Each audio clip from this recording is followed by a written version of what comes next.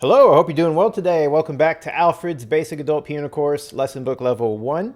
This video is Lesson 79, covering pages 92 and 93 today.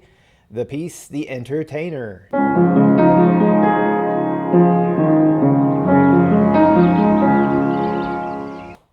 All right, well, welcome back to the channel. And as a reminder, if you haven't subscribed yet, go ahead and subscribe because I am going to continue uploading these lesson videos.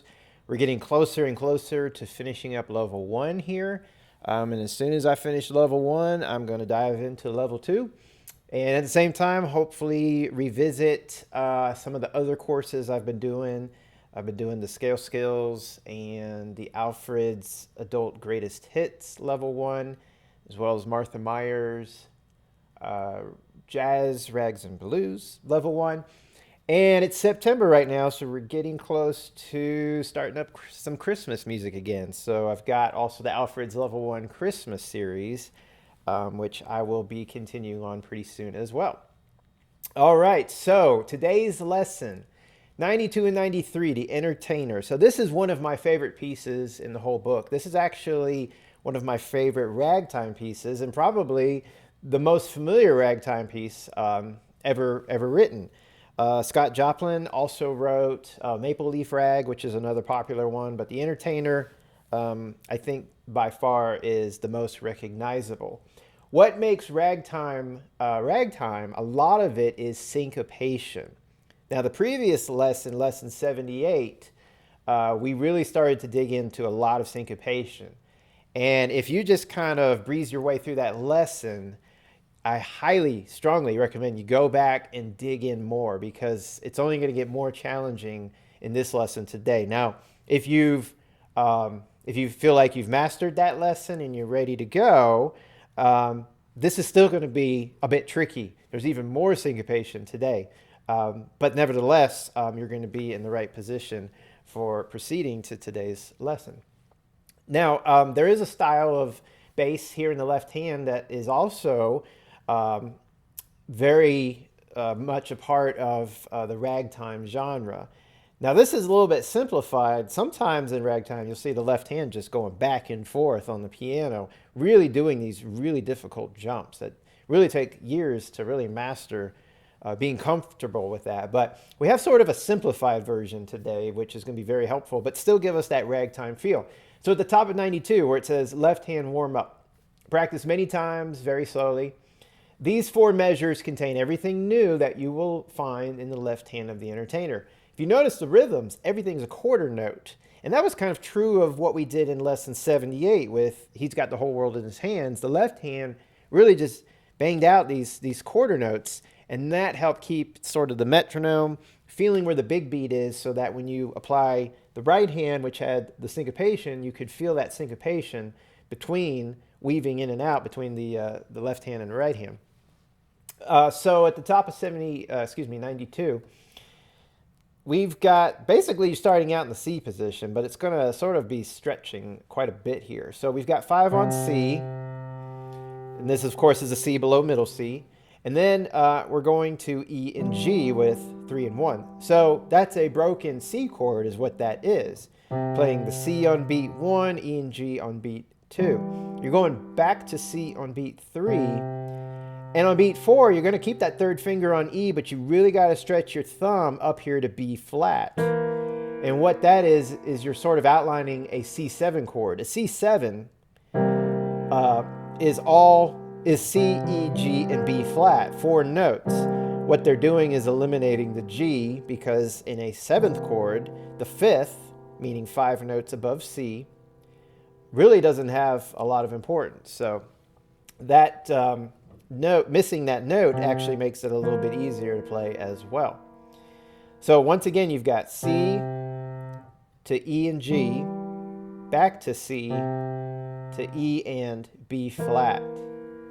On measure 2, you go back to C, and beats 2 or 3 are staccato, and you go up a little higher. So you're almost outlining an F chord here.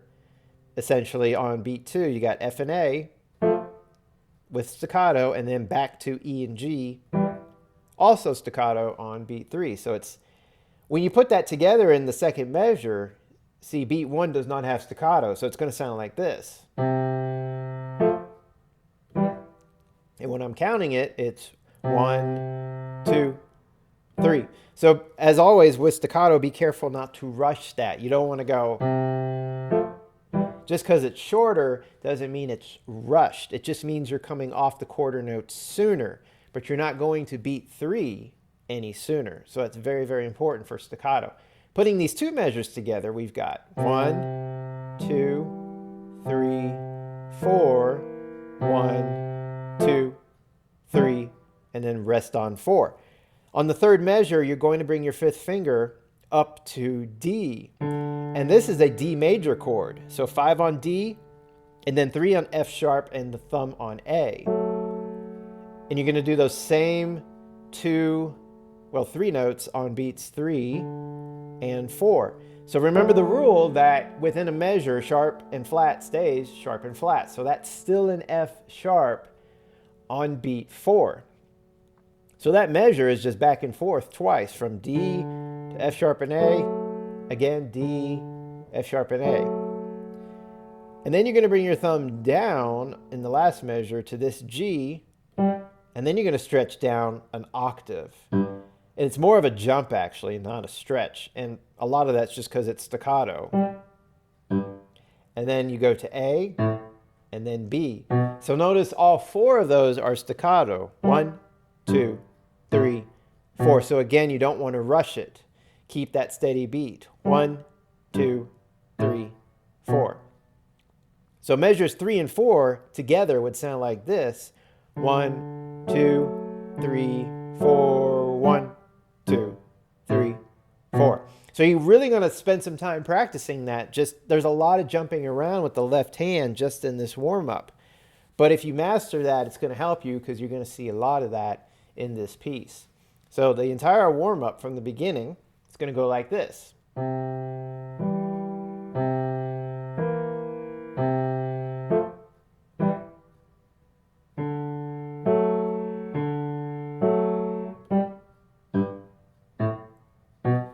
And the thing I like about staccatos, especially in that last measure, it's going to help you jump down. Because you can bounce off the G with your thumb and get over to the low G with your pinky. So that's kind of helpful there. So like I said, you're going to want to get very familiar with that warm-up before going into the entertainer. Since we're talking about the left hand, jump down to the third line on the entertainer, because I want to show you where this warm-up occurs. So it's not everywhere in the piece, but it's several places. So the third line is where really the theme begins. The first 2 lines is an introduction. So if you look at the third line in the left hand, you've got the exact same thing that you just played.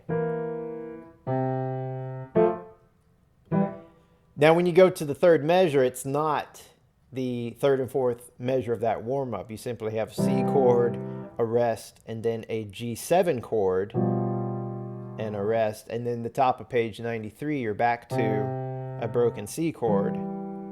But if you look at the next 2 measures at the top of 93, it's the same thing as the first 2 measures of the warm-up. You've got your broken C chord, the broken C7, and then the last measure you've got the F and the A, and the E and the G. And if you continue on the second line, here's where we see the D to F sharp and A, followed by the staccato of G, G, A, and B, and then it repeats. So this is like the beginning of the warm-up again, going into the third line. But then the rest of the song is essentially a little bit different. So about half of the piece is that left hand warm-up, but that is probably the hardest part of your left hand, is everything that falls underneath that warm-up. So I'm not going to go through all the left hand just yet. I'm going to go back to the beginning of the piece and start with the right hand. So a couple things to note at the beginning. One, we're in 4/4 time, so we got 4 beats per measure. There's a ton of eighth notes, so our counting is going to be 1 and 2 and. It says not fast. I've always heard this piece fast. I've heard people play it as fast as they can. I've played it fast. But they're stressing it here. They even say at the bottom, not fast is the composer's own indication. It's almost like, don't blame us for saying not fast. We know a lot of people play it fast, but that's what the composer intended. So not fast is probably good advice anyways, because with any piece we learn, we got to start slow. So don't feel the pressure of this piece needs to go faster and faster. Now, that being said, I love playing it fast. If you want to play it fast, go for it. But you got to work on this slow for a long time. And you may want to move on. You may get tired of this piece before you get to playing it fast. And you may want to move on in the book. That's perfectly fine. But as long as you can play through it successfully slow, with a nice even tempo, with the syncopation, and all the other details, that's always fine. So the right hand starts with a 4 on D. Now that D is written here above middle C, but you notice above that D it says 8VA. So that means 1 octave higher. The entire first measure is under that bracket of 1 octave higher. So you're playing it all up here. So be careful about that. Now, so it's 4 on D, 5 on E, 3 on C, thumb on A. This is already our first bit of syncopation. That A came in on the and of 2, and it's tied into beat 2. That's syncopation. So don't just play even eighth notes in this measure. Don't go. You're going to lose the style quickly. It's 1 and 2 and 3 and 4 and. So after that tied A, you've got 2 on B, and then that G on beat 4 is just staccato. The nice thing about that staccato is look at the next measure. The next measure is the exact same notes, but not an octave higher. You're going to play those as written. So that staccato on G, like I said earlier, you can bounce off the G and land with 4 on D. So you're going to have to practice that. That's super tricky. And to get there ready to go right on beat 1 without losing a beat. But because that G is staccato, you can bounce off of it, and you've got time, meaning you've still got all of beat 4 going on while you can position yourself. So when we put it all together with the counting, it's 1 and 2 and 3 and 4 and 1 and 2 and 3 and 4 and. So you see how that works. And you may need to go slower, and that's perfectly fine. But the most important thing about these two measures, well, there's a lot of important things, but one of the most important things is that syncopation. Be very careful with your rhythm, because again, this whole lesson, this style of playing, rhythm has so much to do with it. Syncopation is a must. The counting will help you though, breaking it down. 1 and 2 and 3 and 4 and 1 and 2 and 3 and 4 and. Now, if you guess that you're going down again, you were right. In the second line, you're going to land on this D, and you're actually going to play the same pattern, except you're not playing the G on beat 4. So it's still D, E, C, A, B, and then your left hand comes in on A flat, and then G. So once again, your rhythm is exactly the same. 1 and 2 and 3 and, but here you've got 4 and 1. So as soon as you hit the G on beat 1, you're off because staccato, which again is going to help you. Plus you've got to rest, so you got a lot of time to line up for this. So on beat 3, you've got G down here. Now you remember the warm-up when we did G to G? You're going to do that here. You're just not going to follow it up with an A and a B, and you've got to rest in between. So you're really going 1 and 2 and for the left hand in that measure. Now the right hand is going to a, I almost forgot what this chord is, G7, a G7 chord, B, F, and G, one of the first chords you had in the book. So hopefully by now you can think of this more as a G7 chord and less about well, that's B and that's F and that's G and that's what fingers. So if you're to the point now where you're still thinking about what fingers those are, what notes those are, you might actually want to go back and do some review on the primary chords of C major, the C chord, the F chord, the G7 chord, because that's going to save you a ton of time, once you memorize chords rather than individual notes. So that last measure on the second line, our left hand is going 1 and 2 and then 3 and. That's also staccato in both hands. Notice there's an accent under the chord in the right hand, so you can really punch it. I would punch the left hand too. It's easier, and I don't think it matters that that's softer than that's louder. So go ahead and just punch them both. It's probably easier to do anyway. It'll sound fine musically. Right when you're done with that, both hands really need to readjust. At the end of the measure, your thumb goes to D and then D sharp. But if you look on the third line, your left hand needs to be up here. And this is the warm-up position that we did at the beginning of the lesson. So you're down here. You need to be prepared to move your 5 up to C. So really good practice would be going from the chord on beat 3 and moving both hands in place, thumb on D in the right hand, 5 on C in the left hand, and then together on beat 1. So that obviously takes a lot of slow practice, coordination doing that, but like I always say, you'll be in a really good position because you're thinking ahead, you're planning ahead in your left hand. Just be careful that you don't accidentally play the C when you play the D. So you're placing your 5th finger on the C, but you're only going to play the right hand, and then both hands come in together. So that's a really tricky exchange, but the staccato and those rests will help you. So the intro here, the first 2 lines of the piece, really the right hand and the left hand are working together. And a lot of that has to do with the second line, where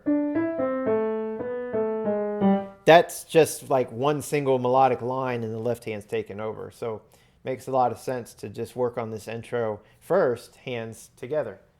I'm going to put the hands together and play that for you slowly, these first 2 lines, so you can hear how this goes. I'll give us a little count off. And I think I'm even gonna prepare my left hand on this A.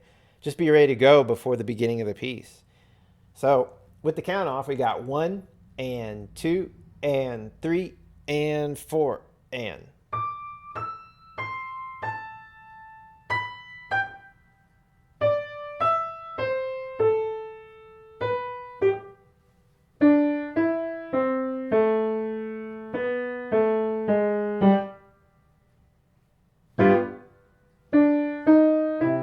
Now, one thing I didn't realize until I played it was if you have your thumb ready to go on the A, I would still have it ready to go, but when you play the right hand in the second line first measure, right here, you're playing that same A with your right hand. So you're going to have to just kind of move your thumb out of the way in the left hand. I wouldn't play it with the left hand just to keep the smoothness going of the line in the right hand. So the other thing I do is I do have my second finger ready to go on this A flat. So that way when I move my thumb, my second finger's still there, and hopefully, surely my thumb will just easily come back to that A there. So again, just kind of move it out of the way and then bring it right back. So that's a little tricky there. So spend some time on the intro, hands separate, hands together, go slow. I would say you don't have to get it up to speed before you go on to the third line. So the third line at the bottom, we looked at the left hand a little bit. This is just like the warm-up. These are all quarter notes. On measure 2, remember we have staccato on 2 and 3 and rest on 4 and then we have a C chord on the last measure, rest on beat 2, and then G7 on beat 3, rest on beat 4. And then at the top of the page, we got C, followed by E and G, E and G. But I want to look at the right hand here. So what happens at the end of the second line in the right hand, right after this chord, you're moving your thumb to D, and then you have D sharp. Those are pickup notes actually into the next line. So keep that in mind musically, what's happening. So you could almost take a little bit more pause if you wanted between beat 3 and beat 4 of that last measure, because beat 3 concludes the introduction, beat 4 begins the main theme. And so when you end one section and start another, in this case, a little bit of an extra break, maybe not even a bad idea musically. So I'm not going to encourage you to take a huge break, but if you find yourself saying, I need an extra second here just to get everything in place, that's fine. It'll work out musically. So that's kind of cool. So the right hand is on D and then D sharp, and then you got to bring the thumb under to E at the bottom line. And then 5 up to C. Now this is our first bit of syncopation. There's quite a bit of it. Let's look at the notes first. So at the beginning of the bottom line, we've got E to C, and we're going to do E to C again, and we're going to do it one more time. We have a very long tie here. So look at that carefully. The last C you play on the and of beat 4 is tied into the half note of the next measure and tied again to beat 3, which is an eighth note.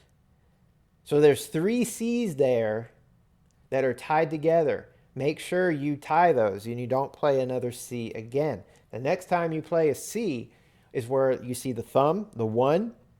You're actually going to jump up, and that C you're going to play again, followed by 2 on D, 3 on D sharp, and then the next measure you've got 4 on E. So this is really tight here also.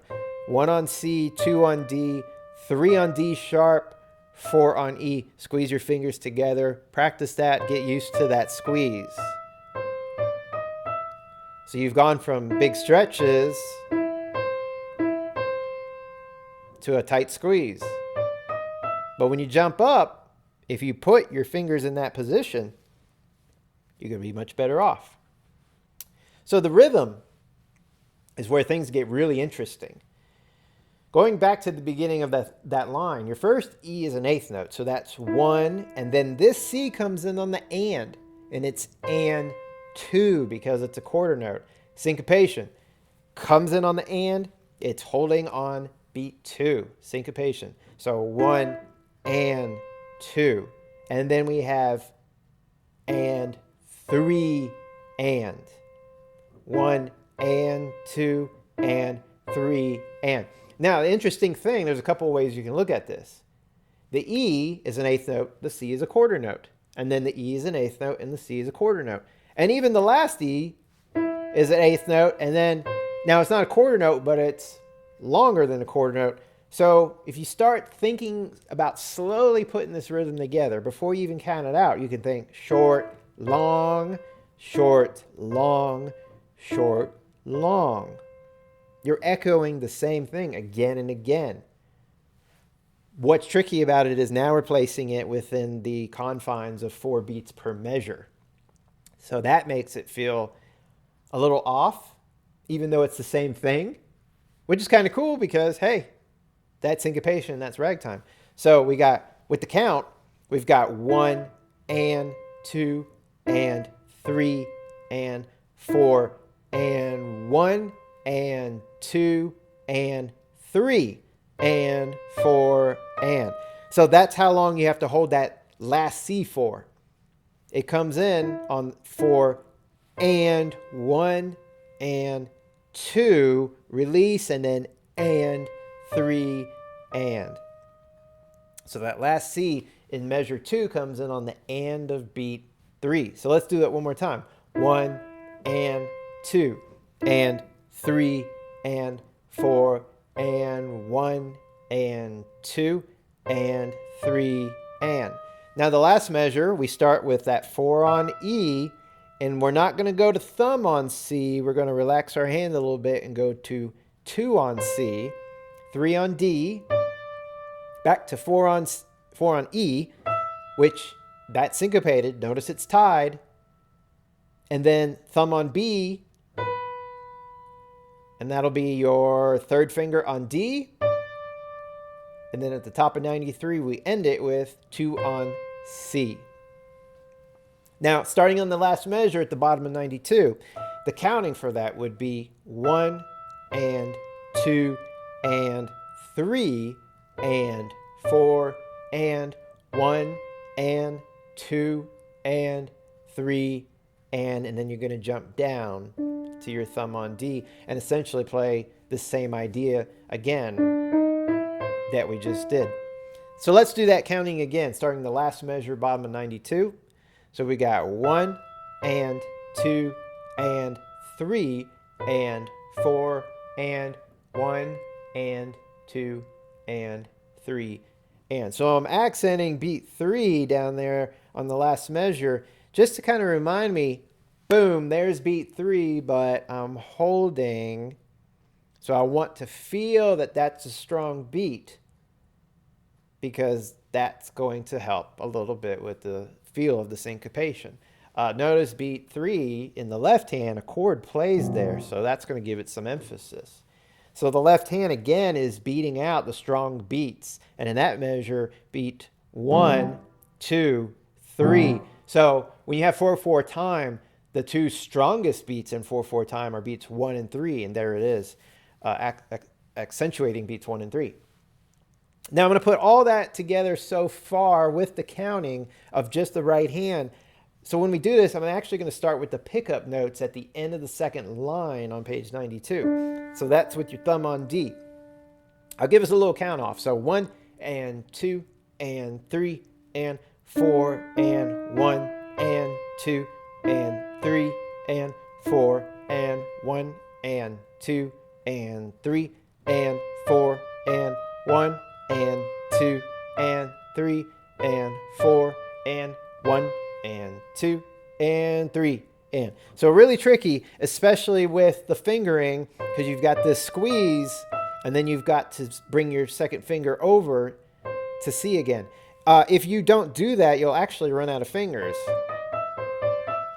I mean, you technically could bring the thumb down to B and then, I mean, you could do that, but you're bringing your thumb back and forth, which really isn't the best. It's not going to be as smooth playing as we want, and there are legato markings above all of this. So I'm going to continue with the right hand at the top of 93. At the end of the first measure on the top line, like I said, on beat 4, you're essentially repeating this idea. So you've got D to D sharp, and then 1 and 2 and 3 and 4 and 1 and 2 and 3 and. Now here's where it's different. Your fourth finger is going to come down to A on beat 4, 3 on G, and here we go. This next measure on the second line is the toughest measure in the piece, especially for the right hand. The fingering is absolutely crucial. So you've got 2 on F sharp. Bring your thumb under to A. Bring your third finger over to C. Bring 5 up to E. This E is tied, so you only play it once. And then 4 on D. 3 on C. Stretch your second finger slightly to 2 on A. And we're going to end it in the next measure with F and D. And that's just a reminder that it's an F natural. You had an F sharp in the previous measure. Next measure cancels it, but more often than not, we tend to see these reminders. So this also has a pickup. This little section begins with the last two notes at the end of the top line on the top of the page there. So you've got 4 on A on beat 4, 3 on G, and then 2 on F sharp. This thumb under to A is really important.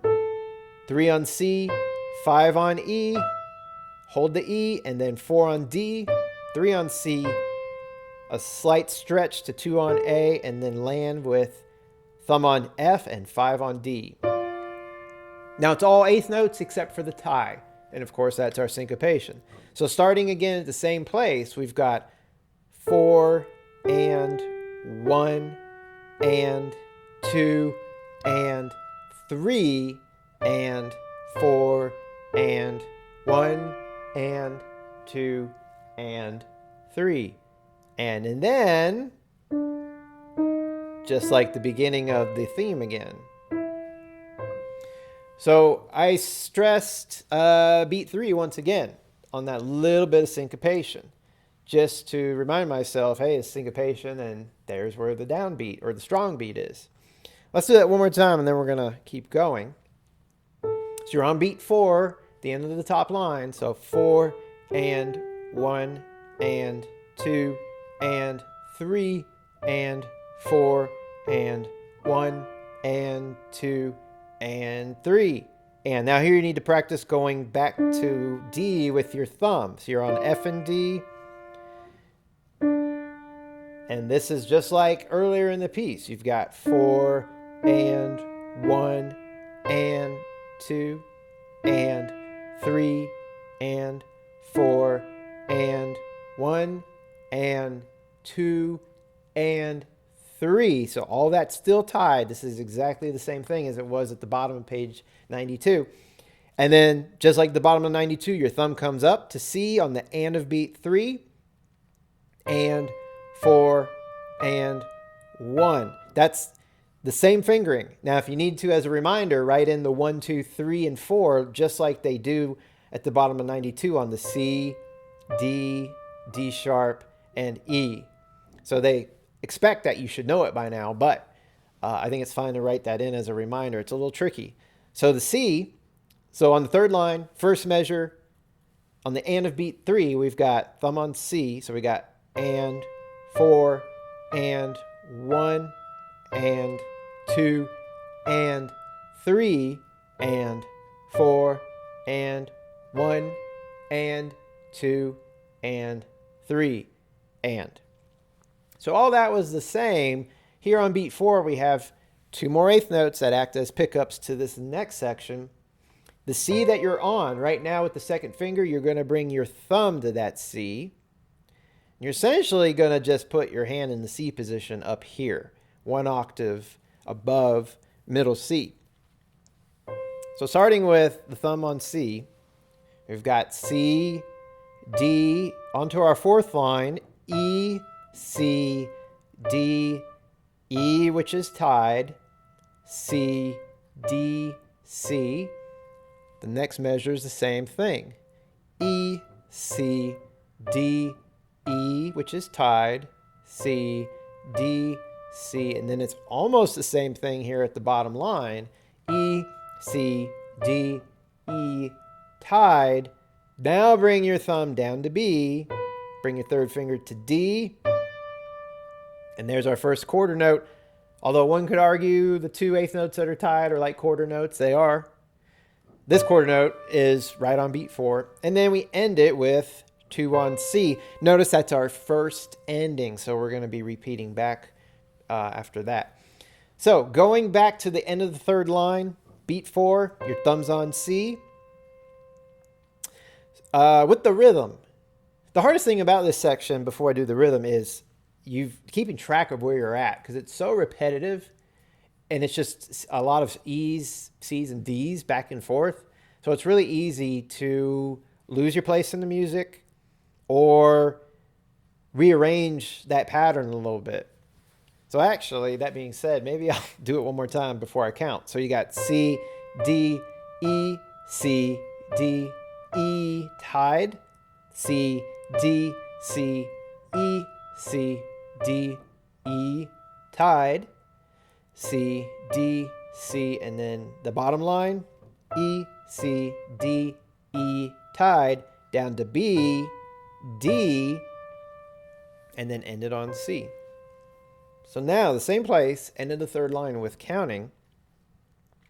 So your thumb's on C, 4 and 1 and 2 and 3 and 4 and 1 and 2 and 3 and 4 and then the bottom line 1 and 2 and 3 and 4 and 1 and 2 and 3 and. Now listen to that without me counting, just so you can see this section really doesn't let up. It just keeps going. The only time there's any pauses are just those few bits of syncopation. So we got a little count off. 1 and 2 and 3 and.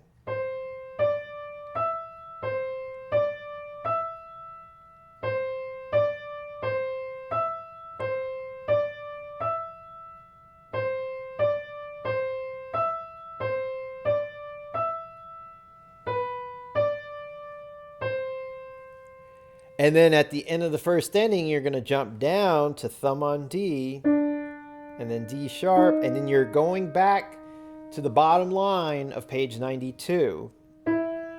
Just repeating everything we just did once again. So the last two notes of the first ending at the bottom of 93 act just like those two pickup notes we had at the end of the second line on page 92. It's the same thing. The only difference is at 92, on the second line, you were coming from this chord. Now you're practicing going from, your second finger is going to be on this C. And this is the first ending on the bottom of 93. And you're going to jump your thumb down to D. When you repeat the whole piece, so second time through, by the time you get down to the bottom of page 93, and you're on the beginning of that bottom line, at the end of the first measure, you go to the second ending, and the only difference in the right hand is you don't jump down. You just end it right there on the C. And on beat 4, you're off.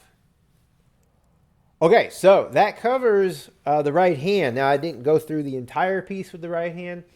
I probably won't go through the entire piece until we put the hands together, because I think it's going to be very, very helpful to break the right hand, even though you're learning it by itself, into these sections. You might even label these sections so that when you pull out this piece of music on day 2 or day 3, you might say, let me practice section 1, let me practice section 2. So section 1 could essentially be the introduction, which is all of this. And I know we worked on it hands together, so you probably need to do that, at least to there. So that could be your section 1. Now working on right hand by itself, section 2 is all of this going down to the bottom of 92. And at the top of 93. But right there I would stop, because the next spot right here going into the second line, starting on beat 4, this is very tricky. In fact, that little bit I would practice by itself, because when you come out of it, if we keep going, this is just like the beginning again. So it's really that same section. And all of the third line is the same. Now here's your other section, which is different at the end of the third line, going into the fourth line.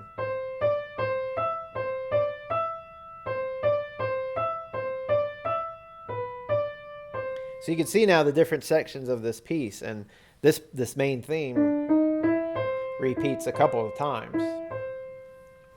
So because there's so much of it, though, when you put it all together, I would definitely recommend practicing even the right hand, those sections individually. Now looking at the left hand, we already talked a little bit about it.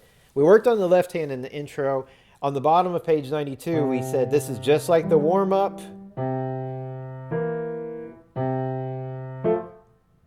The last measure is a C chord, rest on beat 2, G7, rest on beat 3, and then the top of 93, it's a broken C chord, C, E, G, E, G, rest on beat 4. When you get to the second measure, it's just like the warm-up again. Same thing as those first two measures of the warm-up. And then when you go on to the second line, you're continuing to warm up. This is the D major chord. And then remember the staccato. Now right here is tricky because you're ending with 3 on B, but because of staccato, you're going to bounce off that 3 and land with 5. So practice that in the second measure of the second line. Then you're just back to the warm-up again. It's the same pattern. Third line. And just like the bottom of 92, we've got C chord on beat 1, rest on 2. G7 on 3, rest on 4, and then the broken C chord. Rest on beat 4, and you're going to need it because you're coming up to thumb on middle C for the 4th line. That's a half note, so 1 and 2 and then B flat and C for 2 counts. Your next measure is A and C, and then A flat and C. We end this little pattern on the bottom line with G and C. So everything you played, your thumb is continually hitting the C. But the bottom note of the pattern is moving down and down and down by half steps. So going to the beginning of the 4th line again, you have just C, B flat and C. So that's actually a whole step, C to B flat. But from here, it's a half step. So A and C, and then A flat and C, and then our last little bit is G and C on beat 1. Rest on beat 2, bring your hand over to G7 on beat 3. Rest on beat 4, and then you have a C chord, which is staccato. Now remember the pattern earlier? This is the same thing, but instead of just the G on beat 1, you're hitting a whole C chord. C, E, and G, and then bounce down. And just like we had in the middle of page 93, you're going to end it with 3 on B, staccato, and bring your 5th finger to C. So, and remember the first ending repeats back to the bottom line of page 92. And then it's all the same. When you get to the second time through, when you get to the bottom line of page 93, so you're here on beat 1, G and C, rest on 2, G7 and chord 3, rest on 4, and you're going to come to the same C chord in the second ending that you played on the first ending, and it's staccato, but then you got this big jump. Now the G down there we've been doing with our 5th finger. Here, you got to take your thumb because you're going to go even lower. And I don't think we've played that C before. It's even labeled as a C. This C right here is 2 octaves below middle C. You can memorize it in the bass clef, underneath the bass clef. The second ledger line below the bass clef is this C, always. So the second ending is the C chord, jump to the thumb on G, and then jump to 5 on C, and it's all staccato. Practice it long and smooth if you have to first. You got to be stable on it first before you can really be comfortable with that staccato. So that is the left hand, that is the right hand, and now the real treat and trick is putting the hands together. We already did it in the intro. So at the end of the second line on beat 3 on page 92, we had that chord. We talked about moving both hands up. Here's our D and D sharp. So now at the bottom line, before I get into the counting, let's get into the coordination. When are the hands playing together? When is the right hand playing? When is the left hand playing? So on beat 1, the hands play together. Then the right hand. Then the left hand. The right hand. On beat 3, you have both hands. On beat 4, you have both hands, and then the right hand quickly to the and. Let's look at that again in the first measure. Both hands, right hand, left hand, right hand, both hands, and then both hands, right hand. Now, just on that measure, let's do the counting. So we got 1 and 2 and 3 and 4 and. So on beat 3, you're kind of putting on the brakes because 1 and 2 and, there was always something playing. But on beat 3, both hands hold these C's. And then beat 4, you're together, but then you got to move the right hand. Now with the pickups from the previous line, it'll sound like this. 4 and 1 and 2 and 3 and 4 and. Here's my advice, and this is what I used to do when I first learned syncopation early on. That right there can be a section with the hands together. Now you may not need to do that individually, but hands together, I would go through this. Whoops. Again and again. Faster and faster. Learning, memorizing the feel of the coordination between hands together, hands, right hand, left hand, and do it with counting so that you're precise right on the beat. 4 and 1 and 2 and 3 and 4 and. So I think you're going to get better use of your time and your practice and syncopation if you take very small sections like this one measure, which, by the way, you see this measure again and again with both hands, same notes, same fingering, same rhythm. So don't feel like, oh my gosh, I still got all these measures to learn. You're actually learning this a few more times if you do it now. It's going to be less overwhelming than just trying to run through the whole piece again and again and again. You'll never really get anywhere because you're always going to keep coming back to the same tempo and the same speed and just trying to be like, what is it I'm playing? Small sections, you can be focused on what you're playing and you can progress more quickly that way. Now going into the next measure, I'm going to start the same thing. I'm going to do the same thing, the pickups, and I'm going to go on to measure 2. 1 and 2 and 3 and 4 and 1 and 2 and 3.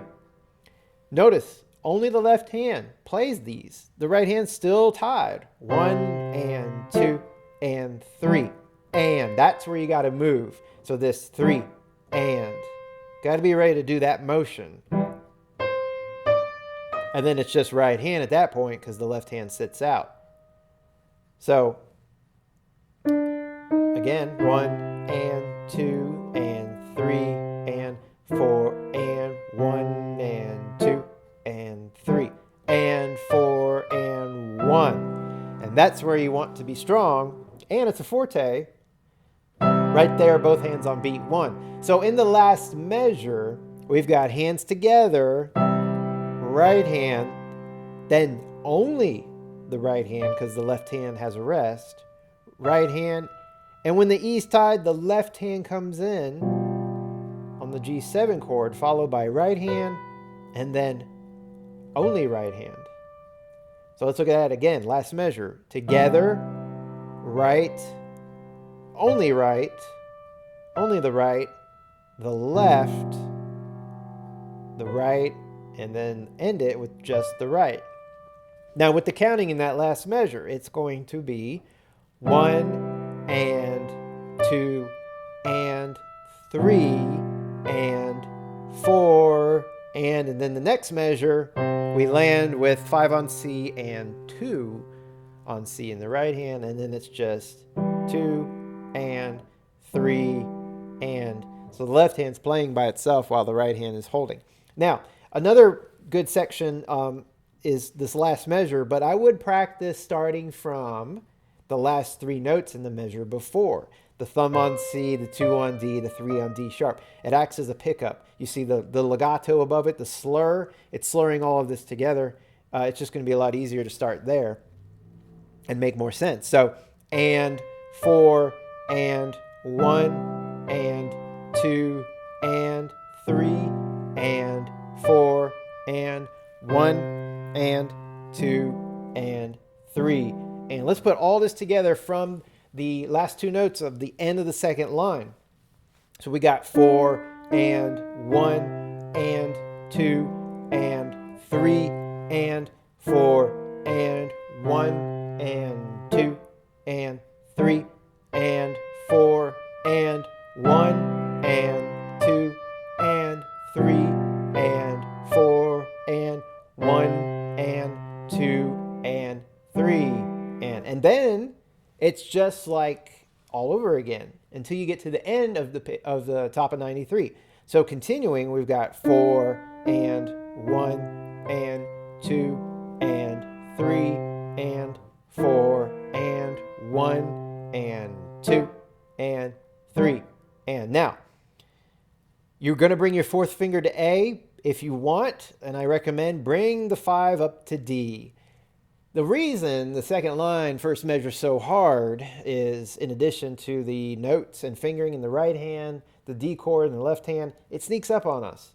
Meaning, you're up the top of page 93, and all of a sudden you got to be ready for this at the next line. So you got to think ahead. And of course, one of those things to think ahead is planning for the 5 on D. In fact, planning for your left hand to go to a D major chord. So when you're at the top of page 93, go ahead and have that position ready. And then you're there. So that'll help a little bit. So from the top of 93, and let's look at the notes first and the coordination. So of course it's right hand by itself. So both hands together, thumb comes under to A in the right hand. Here we have both hands together. The right hand 5 on E. The left hand plays D. You're still holding the E in the right hand. And then you go to D in the right hand. And then on beat 4, it's both hands. And remember, you still hold an F sharp. 2 on A. And then this is pretty tough here too, because my F and D in the right hand are sort of there, but my thumb, I have to jump to G and be prepared to go down to this G and the staccato. And then on beat 4, I've got this B, but my right hand comes into D. And the crazy thing about it is, because of the staccato in the left hand, your quarter note comes up before the 8th note. You see that? Just because that's staccato. Let's do all that again. That is tricky. So the last 2 notes, top line 93. We got A to G, and then together. Thumb comes under in the right hand to A. Both hands together. 5 on E in the right hand. The D in the left hand. 4 on D in the right hand. Both hands on beat 4. 2 on A. And then F and D in the right hand. Get that thumb to G in the left. And then staccato. Staccato. And then tricky. So you may want to forego the staccato and really play this slow and work on these adjustments. And then when you go into the last measure, remember your thumb comes under on E, your 5 is coming over in the left hand to C. So tricky stuff. Now let's look at the counting, starting in the same place, the last 2 notes of the top line. So we got 4 and 1 and 2 and 3 and 4 and 1 and 2 and 3 and 4 and you notice it feels like the staccato notes, the quarter notes, are taking forever. But remember, they are quarter notes, and I got to keep counting 1 and 2 and when I get to that second measure. So don't rush these. There's a lot of space, but that is the tempo that I'm going. And of course here, we're back to familiar territory. One more time. And like I said, this is probably the trickiest spot in the entire piece. So the last 2 notes of the top line, 4 and 1 and 2 and 3 and 4 and 1 and 2 and 3 and 4 and 1. So let's continue. Now right here, it's just like the bottom of 92 again. 1 and 2 and 3 and 4 and 1 and 2 and 3 and 4 and 1 and 2 and 3 and 4 and 1 and 2 and 3. And now right here, what I recommend on beat 4 is bringing both thumbs to C's. Now, really, you're not going to play the C in the left hand, but you're preparing for it. Look at the fourth line. Thumbs on the middle C. Your right hand is obviously playing thumb on C on beat 4. But again, thinking ahead. So you've got C, D, and then this one, the left hand doesn't play as much. We've got half notes. So at the beginning of the fourth line, we got left hand and right hand together. And then when this E is tied, you're going to come in with B flat and C. Next measure, right here, hands together. Same pattern. During the tie, you move in the left hand, A flat and C. Now at the bottom here, it's a little different. We've got G and C for a quarter note. So you come off the left hand when the right hand hits D on beat 2. And during the tie, you come down on the G7 and then thumb on B. 3 on D is all by itself. And then you're going to land and hold the C in the right hand, but the left hand chord, C chord, is staccato. And then you're going to jump down to 5 on G, 4 on A, bring your thumb in the right hand down to D, and then you're repeating back to the bottom of 92. So that's pretty tricky too. Let's go back to the end of the third line.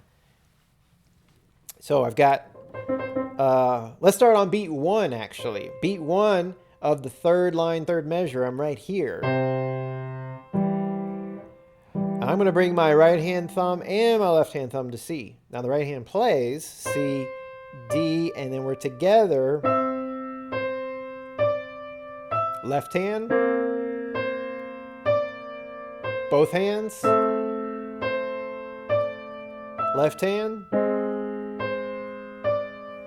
both hands, off in the left hand, come down on the G7 chord during the tie, off in the left hand on beat 4, and then together, but staccato in the left hand.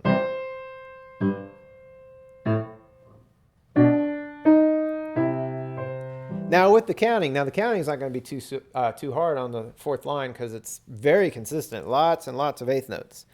But we do have that little bit of syncopation. So starting on beat 1, I'm going to do that again on beat 1 of the third line, last measure.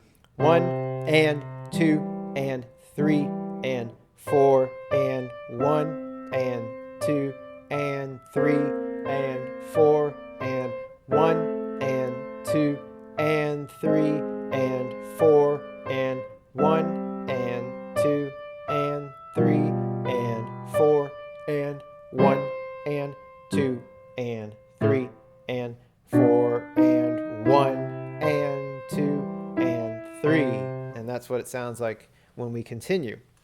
So you want to practice that repeat as well. So once you repeat, obviously it's all the same material. When you get to the bottom line and you go to the second ending, the second time through, you're going to be here at the beginning of the fifth line, 1 and 2 and 3 and 4. And so beat 1 is just like beat 1 of the first ending. But remember, your left hand has to jump down. And that's not too hard if you've already learned it because your right hand is just holding this C. Now, when you pop off the last note, pop off your right hand too. So it's like this. That's what I would do. Otherwise, it's a little sloppy and it loses its punch if you're still there. So, and there it is. So like I said, rhythm. A lot of this piece is rhythm. Break it down. Break it down in sections. Smaller sections, the better. Repetition is one of the best ways to learn rhythm. And to really get control of the coordination between right hand and left hand. The only other thing I didn't cover was dynamics. So there's not a whole lot of dynamics, but it's just forte and piano. So there's a lot of contrast in the piece. The beginning starts forte. So feel free to be strong. And like I said, we could punch this. Now they put the piano, the soft, at the beginning of the bottom line. I'm not sure that makes sense to me. I would put it on the first two notes, the pickup notes that are actually part of that theme. So I would do that. Now here you have a big crescendo. So you see how quickly it becomes forte again. And then it really drops off at the top. And then big crescendo. And then it drops off.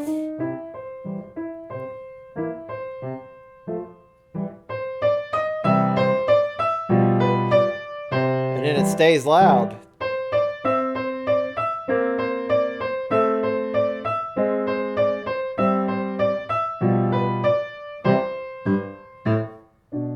Same thing there. So at the end of the first inning, when you repeat back, I'd go ahead and make it soft. Now I leave it up to you how soft you want to go and how much forte you want to go. You may not want to do forte. You may want to do mezzo, which I think is plenty of contrast because, you know, forte, it becomes a little bangy, like you just heard. So I'm not a huge fan of bangy. But I do find that you really have to know this piece that much better just to get these in. It's not easy going back and forth from forte so quickly to piano and vice versa. So it really tests how well you know everything else, your notes, your fingering, your rhythms, your syncopation. So that's really tough. But of course, like always, save that to the very, very, very end. And all the more reason why you may not want to spend more time making this go faster. Now, that being said, I do want to play it for you my tempo, which is fast. I know it says not fast, and that's essentially what I just did. And it could go slower, of course. But I want to show you just how fun this piece is. And maybe that'll inspire you and say, you know what? I'm going to stick with this piece until I get it to that speed. Now, just because you're going on to less than 80 after this doesn't mean you have to give this one up. If you've learned everything except you're going slow and you want to go fast, play it every day. And at that point, you don't need to just go through section by section as much. You can just play the song. And if you give yourself a few more weeks, a month, you may surprise yourself and say, whoa, this thing's really getting easier. I'm starting to play it faster and faster. And at the same time, you're not bored because you've been, you know, going on to additional lessons. So you can always do that. So I'm going to play it all the way through with the repeats. I'm not even going to give a count off because what's the point? Because I'm actually going to fly through this thing. I just want to show you how much I love this piece, how much fun it is. So here we go from the very beginning.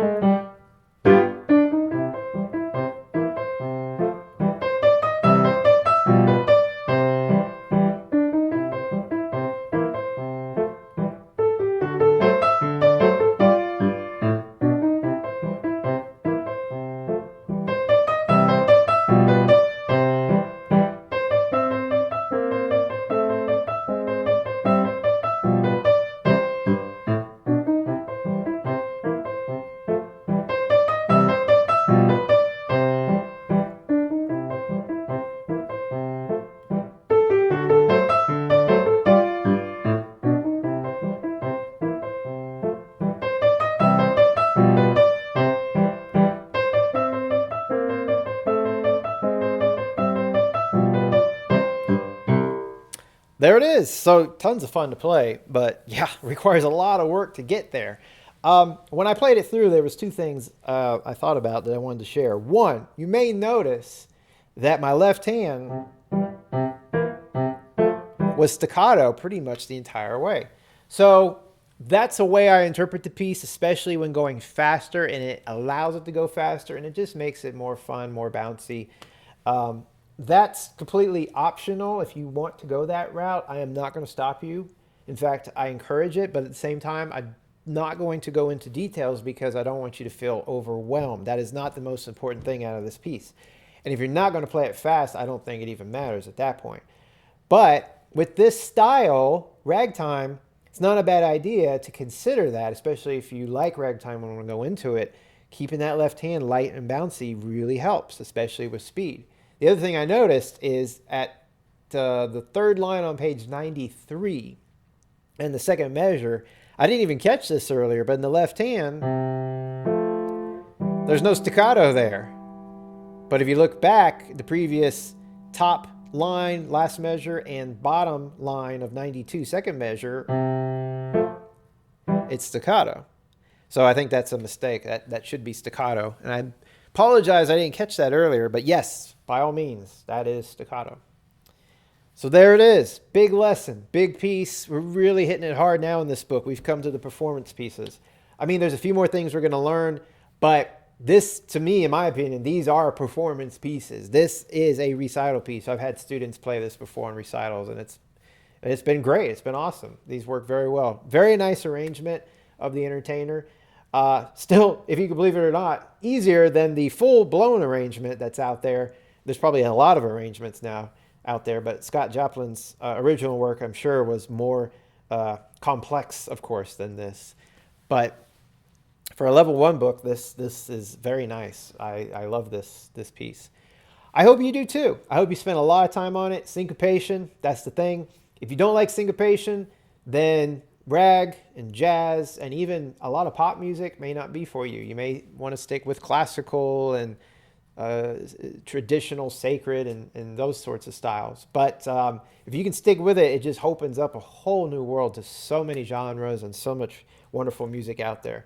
And it really is fun. It really is. I mean, it is a lot of work, but once you free yourself from it, it feels so freeing, at least in my opinion, that it just is truly fun. So I hope you enjoy this lesson. Thanks for sticking around, and I look forward to seeing you in lesson 80.